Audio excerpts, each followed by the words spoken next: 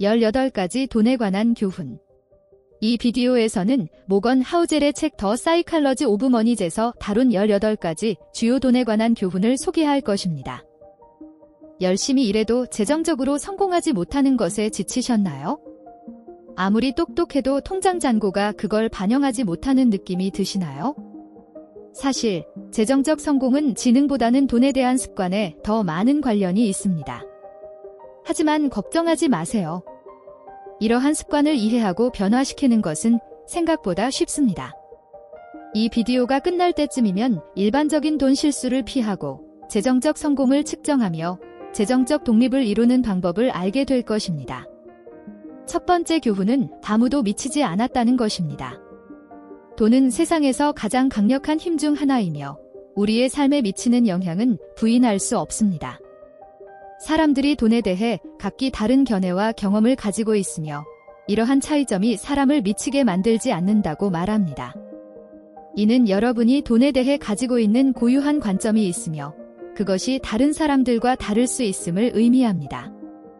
하지만 책만으로는 돈에 대해 모든 것을 배울 수 없다는 것도 사실입니다.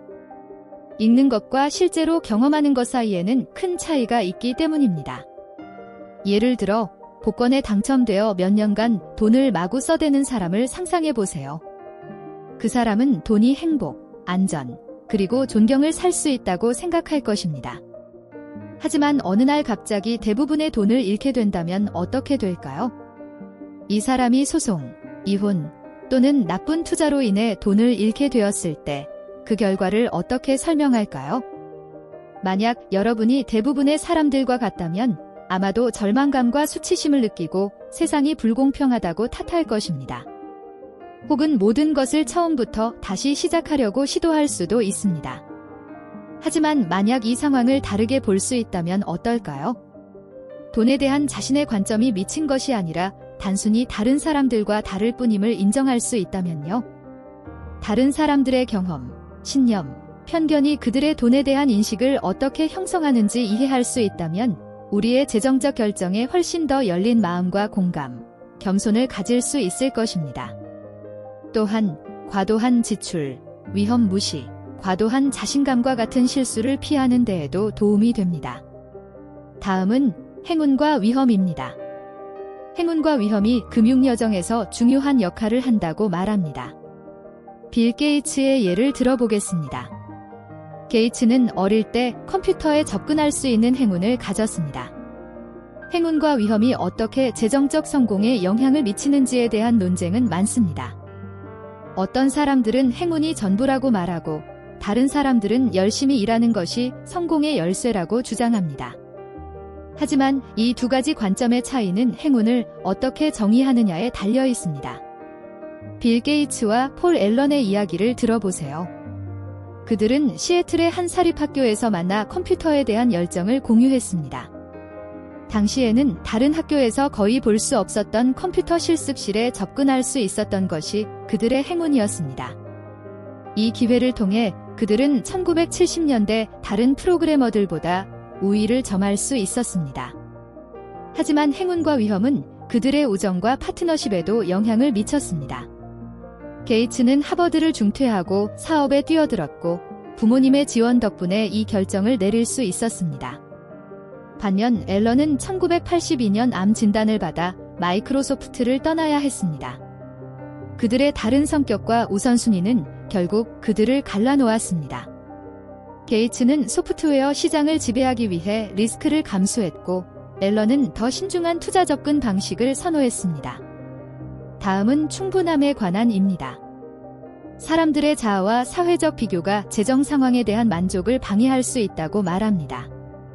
존 디우 록펠러와 라자트 굽타의 사례를 들어보겠습니다. 록펠러는 역사상 가장 부유한 사람 중 한 명이었지만 자신의 부에 결코 만족하지 않았습니다. 그는 $100만 벌면 은퇴하겠다고 말했지만 그 목표에 도달하면 다음 목표를 억만장자로 바꾸었습니다.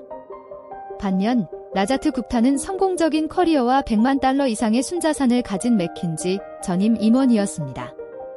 하지만 그는 자신이 속한 지위에 만족하지 않았고 억만장자들의 엘리트 서클에 들고자 했습니다. 결국 그는 내부 거래에 연루되어 사기로 유죄 판결을 받고 2년의 징역형을 선고받았습니다. 어느 정도의 돈이 있어야 행복할까요? 많은 사람들은 돈이 많을수록 더 행복할 것이라고 생각하지만 그것이 항상 사실은 아닙니다. 때로는 더 많은 돈이 더 많은 돈을 원하게 만들고 결국 불행하고 스트레스를 받게 됩니다. 이는 다른 사람들과 자신을 비교하게 만들기 때문입니다. 록펠러와 굽타처럼 그들은 자신이 가진 부에 결코 만족하지 못하고 더 많은 돈을 얻기 위해 나쁜 선택을 했습니다. 중요한 것은 얼마나 많은 돈을 가지고 있는지가 아니라 돈에 대한 생각입니다. 우리는 우리가 가진 것에 감사해야 하며 우리의 자아나 사회적 지위가 우리의 결정을 좌우하지 않도록 해야 합니다. 다음은 복리의 힘에 대한입니다. 소액의 투자라도 시간이 지나면 큰 결과를 낳을 수 있다고 설명합니다. 워렌 버핏의 사례를 들어보겠습니다. 버핏은 어릴 때부터 투자를 시작하여 평생 동안 투자를 멈추지 않았습니다. 많은 사람들이 모르는 사실은 버핏의 대부분의 재산이 그가 50세가 넘어서야 축적되었다는 것입니다. 복리는 작은 행동들이 시간이 지남에 따라 큰 결과를 가져올 수 있다는 것을 보여줍니다. 예를 들어 젊었을 때 매달 작은 금액을 저축하고 이를 다양한 포트폴리오에 투자하면 복리 효과를 통해 시간이 지남에 따라 부를 키울 수 있습니다. 다음은 부자가 되는 것과 부를 유지하는 것에 관한 교훈입니다. 사람들은 부를 쌓는 데 집중하지만 그것을 유지하는 문제는 종종 간과합니다. 부자가 되는 것은 위험을 감수하고 낙관적인 태도를 가지는 것에 달려있지만 부를 유지하는 것은 신중하고 회의적인 태도가 필요하다고 말합니다. 예를 들어 복권에 당첨되었다가 파산한 사람, 재산을 물려받았다가 탕진한 사람, 사업에서 큰 돈을 벌었지만 나쁜 거래로 모든 것을 잃은 사람들의 이야기를 들어보세요. 이들은 부자가 되었지만 그것을 유지하지 못한 사람들입니다. 부를 유지하는 사람들은 돈을 현명하게 관리하고 위험을 피하며 장기적인 관점에서 돈을 사용하는 법을 알고 있습니다. 다음은 기긴닷입니다. 재정적 성공에 있어 운이나 우연한 사건이 큰 역할을 한다고 말합니다. 예를 들어 월트 디즈니는 그의 만화와 테마파크를 통해 글로벌 엔터테인먼트 제국을 창조했습니다. 이는 재정적 성공에 있어 매우 드문 일이지만 큰 영향을 미쳤습니다. 재정적 결과가 공정하거나 균형 잡힌 것이 아니라 소수의 사건이 대부분의 결과를 차지한다는 점을 강조합니다. 다음은 자유에 관한 이야기입니다. 돈을 벌기 위해 투자자가 되기를 꿈꾸었지만 그 과정에서 자신이 원했던 것이 무엇인지 다시 생각하게 되었다고 말합니다. 투자자의 삶은 결코 화려하거나 쉬운 것이 아니었고 그는 행복과 의미를 찾기 위해 자신의 경력을 재평가했습니다. 결국 그는 돈이 인생의 모든 것이 아님을 깨닫고 자유와 시간을 중요하게 여기게 되었습니다. 그의 결론은 우리가 돈을 사용하는 궁극적인 목적이 자유라는 것입니다. 돈이 여러분의 시간을 자유롭게 하고 싶은 일을 할 수 있도록 해주기를 원한다면 여러분은 진정한 부를 얻은 것입니다. 다음은 사회적 비교와 자동차를 탄 남자의 역설에 관한 이야기입니다. 많은 사람들은 다른 사람들보다 더 잘 살기를 원하며 자신의 성공을 다른 사람들과 비교합니다. 하지만 이러한 비교가 우리를 불행하게 만들 수 있다고 말합니다. 예를 들어 좋은 차를 탄 사람을 보면 우리는 그 사람의 성공을 부러워할 수 있습니다. 하지만 그 사람이 실제로 어떤 사람인지는 모르고 단지 겉모습만 보고 판단할 뿐입니다. 이런 식으로 사회적 비교를 하게 되면 우리의 행복이 다른 사람들의 재산이나 성공에 달려 있다고 느끼게 됩니다. 이는 우리에게 불필요한 스트레스와 불행을 가져다 줄 뿐입니다. 다음은 저축의 중요성에 대한 교훈입니다. 저축이 부를 쌓는 중요한 방법 중 하나라고 강조합니다. 많은 사람들은 돈을 벌어 그것을 곧바로 쓰는 것에 익숙해져 있습니다. 하지만 저축이 우리가 미래에 예상치 못한 상황에 대비하고 우리에게 더 많은 선택권과 자유를 준다고 말합니다. 저축은 단순히 돈을 모으는 것이 아니라 우리의 삶을 더 안정적이고 행복하게 만드는 도구입니다. 다음은 절대적인 부와 상대적인 부에 대한 이야기입니다. 많은 사람들은 자신이 얼마나 부자인지 다른 사람들과 비교하면서 판단합니다. 하지만 이러한 비교가 우리의 행복에 해롭다고 말합니다. 절대적인 부는 우리가 가지고 있는 실제 자산의 가치입니다. 반면 상대적인 부는 우리가 다른 사람들과 비교했을 때 느끼는 부의 정도입니다. 우리가 절대적인 부를 중시하고 다른 사람들과 비교하는 것을 피해야 한다고 말합니다.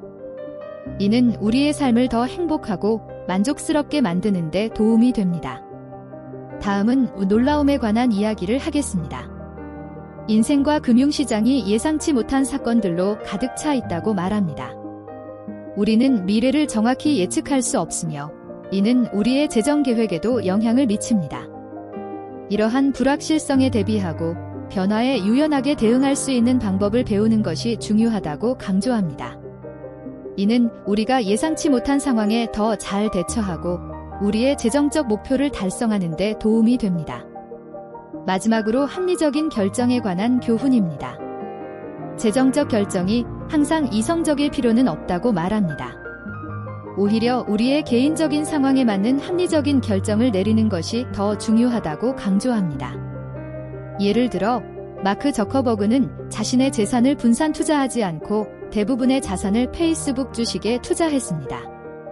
이는 전통적인 금융이론에서 보면 위험한 결정일 수 있지만 저커버그에게는 그것이 합리적인 선택이었습니다. 이 교훈은 우리가 우리의 상황과 목표에 맞는 결정을 내리는 것이 중요하다는 것을 보여줍니다. 우리가 돈에 대해 어떻게 생각하고 어떻게 행동해야 하는지에 대한 깊은 통찰을 제공합니다.